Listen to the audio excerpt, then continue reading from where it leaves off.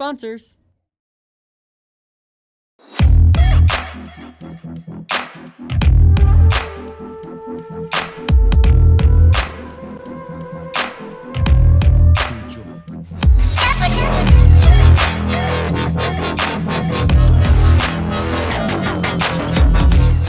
The Sarawak Silat Championship.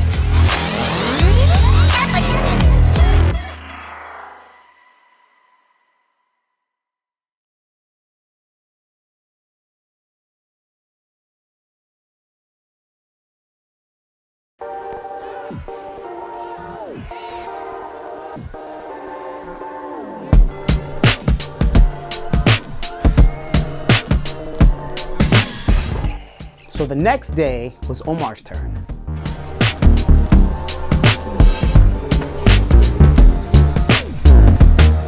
If anyone ever tells you, the tournament was probably the most stressful for any international fighter, I'll tell you this, no. For me at least, it was the weigh-ins. The weigh-ins were the scariest thing. Like for me, when I got there, I was 52 kilograms, right? And my weight class ended at 51. So I think it was 47 to 51 kilos, right? And I got there and I was 52. All right, Omar, so what's the deal? Tell us what's happening. So I turned out to be a little bit overweight by like 0.5 kilo. So I'm 51.4 right now. So I'm gonna have to cut 0.4 kilos if I want to make it to the sparring match. So bismillah. So what's your plan this morning? So I'm gonna go on the treadmill wearing like so many layers underneath, sweat it all out, and inshallah, I should be able to, reach the perfect weight. All right. Okay, bismillah, let's go, let's go. For me, as a coach, it's safety first. So when he was talking about cutting weight, I really didn't push it. I just told him, this is the weight that you have to make. And I was okay if he didn't make weight because he was actually doing forms or Tungal or jurus in addition to sparring. I slept hungry, it was miserable. And alhamdulillah, I woke up for Fajr, still didn't eat anything. And then I went on the treadmill for 20 minutes straight. If you don't make weight, it's okay. But just push. And he was like, no, I'm gonna push, I'm gonna make weight. He didn't eat dinner. He got up, he ran 20 minutes on the treadmill. I'm like, wow. I was really impressed by his dedication. I'll be honest with you guys, I've never been on a treadmill before, and that was like a crazy experience. When I run, normally it's just like around the neighborhood, like actual running, but I've never been on a treadmill. My Silat pants, it was like a lot of layers, and I was sweating so much by the end of it. How you feel, man? Alhamdulillah. How many minutes was that? 20. Good, all right. Trying to cut that weight. Let's see where you are. All right. So I went to the bathroom, where the scale was, weighed myself, and I was 50.8. Alhamdulillah, I was so happy. I wanted to recheck. Guess how much I was? 51.1. The scale made fun of me. I am so upset till this very day. So I was like on the line, I was very stressed until the weigh-ins. Hey, don't wait your time when you want to reach here, you want to open before you come for your weigh-in. I had to completely undress. That was kind of humiliating, but they put a towel around me. And I made it 50.7. I made it. What separates an average competitor from a top competitor is that mental strength, the ability to push yourself and push yourself to the next level. And he proved that he could do that.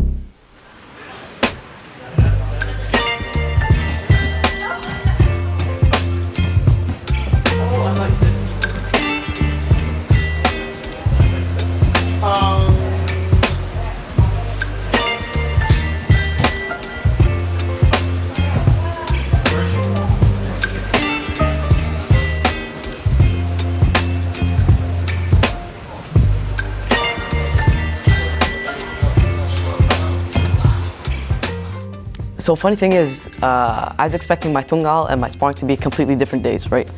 But turns out they're the same day. And the actual schedule had them right back to back, like 10:30 to 11 Tungal, and then 11 to 11:30 sparring. And of course I'm like, this is gonna be very tough for me, but if this is what I'm gonna have to do, bismillah, let's do it. Ka, alhamdulillah, he protested to the people in charge, and he said, this is not fair for my fighter. He needs like at least, 30 minutes, like, you know, he needs some sort of gap so he can cool down, right? When I saw that Omar had Tungal, and then right back to back, he had to go up and fight, I was like, wait a second. So I contacted the organizers and they put a gap. It wasn't that much, it was maybe like a 20-minute gap between his Tanding, his Tungal, and then his Tanding. But you know what? I really did not see Omar, he didn't look winded. He looked nervous.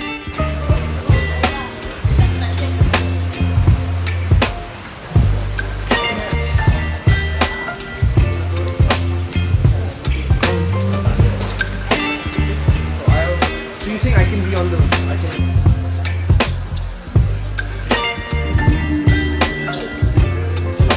You know, he was, you could see he needed refocusing, and that's the important aspect that a coach does. You can see where their head is, and you try to bring them back to the moment, to be present, get ready for your match mentally. A lot of it is mental.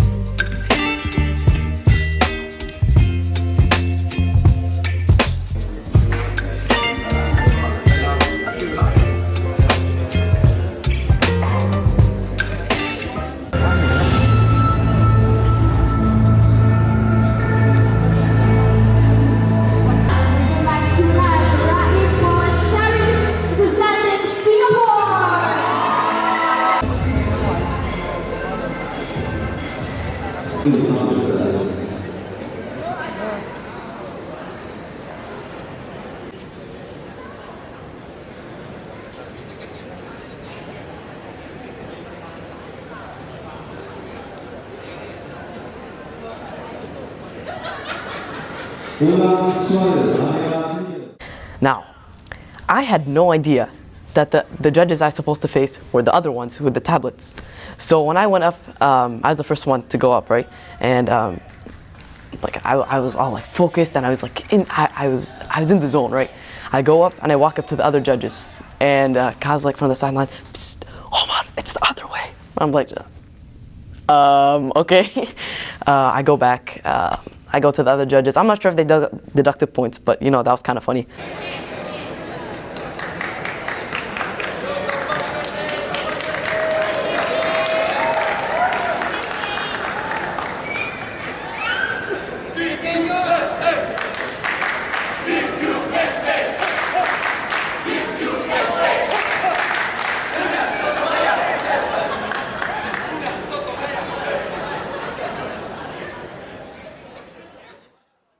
I started my form. It was, alhamdulillah, a little bit tense, but I got through it.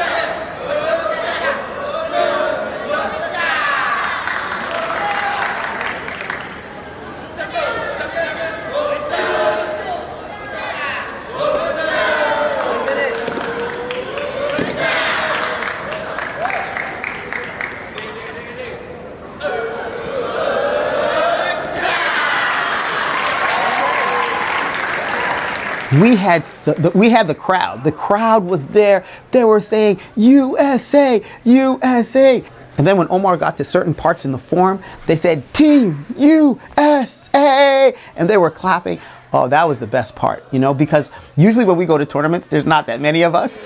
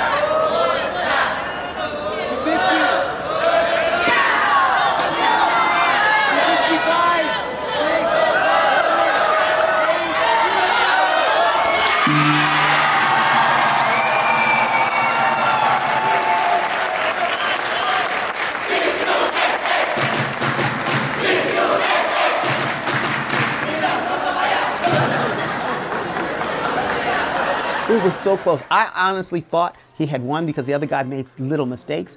But unfortunately, the other guy, he was really good. He had good form, good flow, and he was able to win. Raif, itu dia. Sudah bumbon bola. Thomas di situ. Bukan tendangan. Kuda-kuda. Bunga beliau. Ulang suara area 3.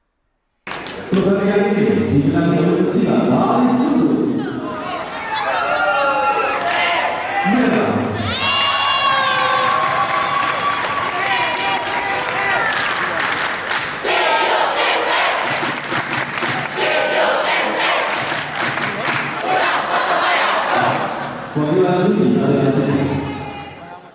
He was really, really good. Alhamdulillah, we had a close match. I lost by 0.065 points. It was extremely close.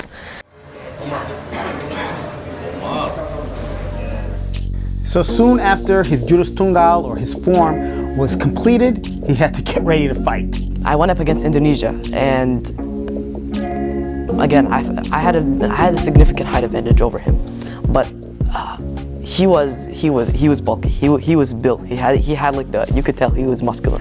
You know, we were both like behind the stage before we went out from the fancy like LED panels on the stage. We were all like, everyone in the backstage was just making dua, like, Ya Allah help me win, Ya Allah help me win, right?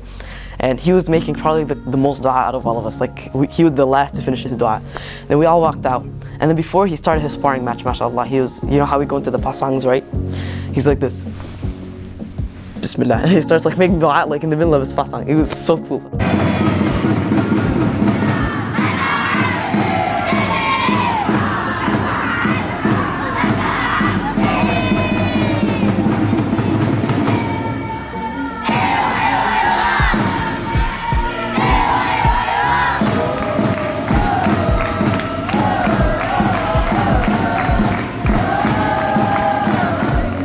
Yeah, they had a significant amount of faith and trust in God, and every single chance they had, they would just like go and make a prayer. Like even before the match, like to the last second, it was all just prayer, prayer, prayer.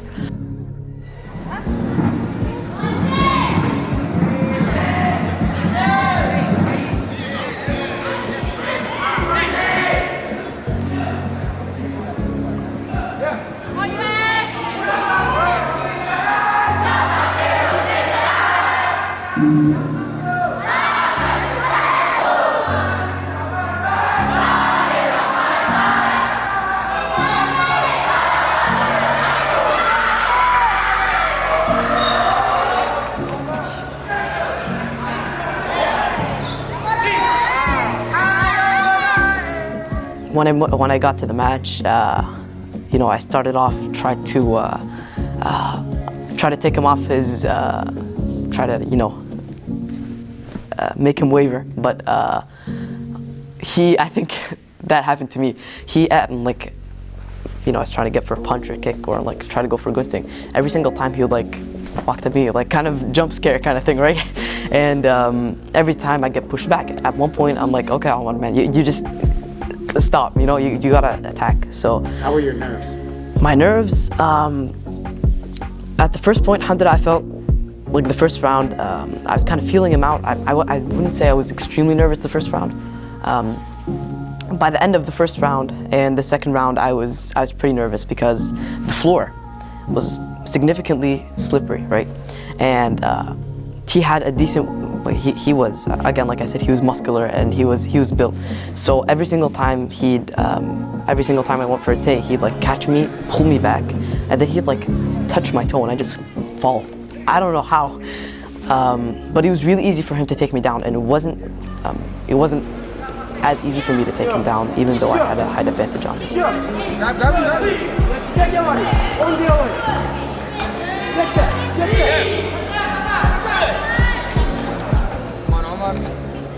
He did well. Of course, the Indonesian fighter, even though the Indonesian fighter was smaller, he was a good fighter and he gave him a good match.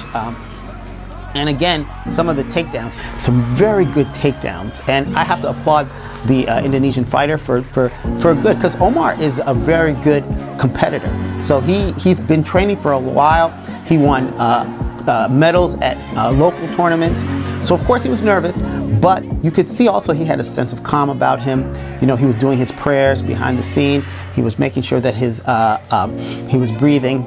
Even so, this is the importance of going to these big competitions, because even after all of that, the nerves still came.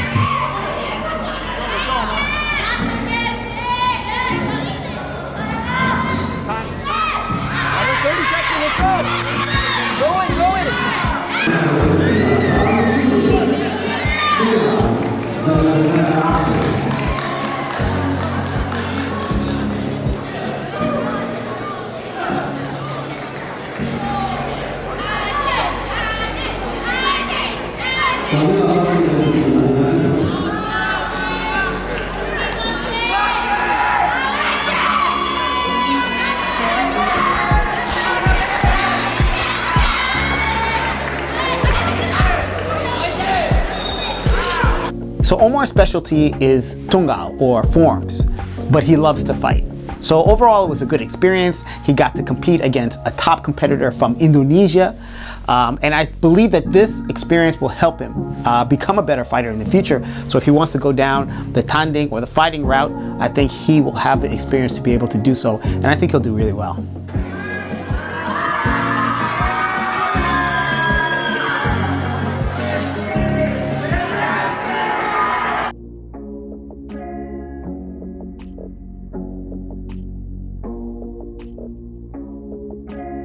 This DeenTV video was made possible in part by Islamic Relief USA, working together for a better world, by Guidance Residential, the #1 Islamic home financer in the US, and by Recycle Processes Incorporated.